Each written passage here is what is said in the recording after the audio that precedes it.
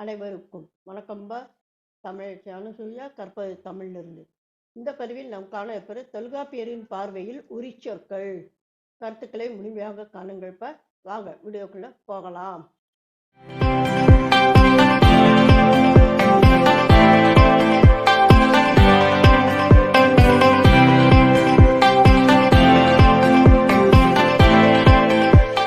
தொல்காப்பியத்தில் சொல்லதிகாரத்தில் உரியியலில் உரிச்சொற்கள் பற்றி தொல்காப்பியர் கூறுகின்றார்ப்பா.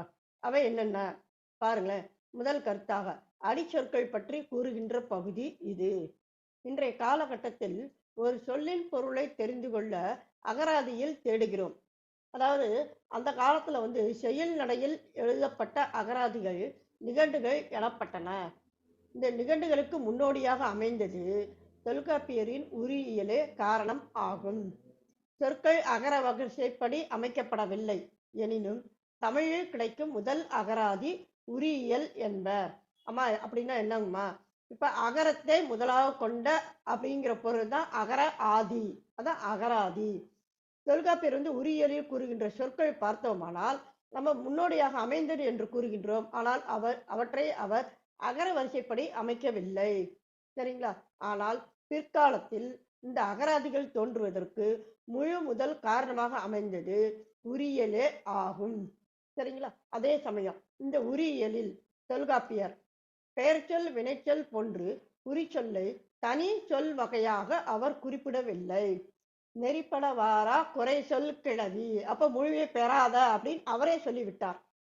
சரிங்களா? பெயர் சொற்கள் வினைச்சொற்களின் வேர்களாக உரிச்சொற்களை அமைக்கின்றார்.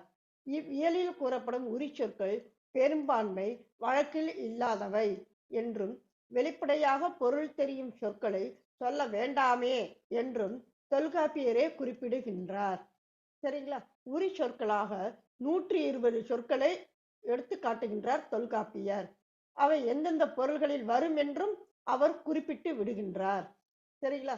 இவற்றுள் நனி, தவ, வய, மழ, குழ போன்றவற்றை பெயர் சொற்களின் வேர்கள் என்றோ வினை சொற்களின் வேர்கள் என்றோ சொல்வதற்கு இல்லை என்றாலும் உரியியலில் காட்டப்படும் உரிச்சொற்களில் பெரும்பாலானவை வேர் சொற்களே ஆகும். சரிங்களா? அதே சமயம் உரிச்சொற்கள் ஓசை, அதாவது ஒலி, குறிப்பு ஆகியவற்றின் அடிப்படையில் தோன்றுவன. ஆக இந்த மூன்றின் அடிப்படையில் உரிச்சொற்கள் தோன்றும். அவை பெயர் சொல்லாகவும் வினைச்சொல்லாகவும் மாற்றம் பெறும். ஓர் உரிச்சொல் பல பொருட்களை உணர்த்துவது உண்டு, பல உரிச்சொற்கள் ஒரு பொருளை உணர்த்துவதும் உண்டு. சரிங்களா? ஆக தொல்காப்பியனுடைய பார்வையில் உரிச்சொற்கள் உரியியலில் இவ்வாறு அமைகின்றன. சரிங்களா? இதனோடு தொடர்புடைய வீடியோக்களின் லிங்கை இணைக்கின்றேன். அவற்றை இணைத்து படியுங்கள். மீண்டும் ஒரு புதிய பதிவில் சந்திப்போம். அனைவருக்கும் நன்றி, வணக்கம்.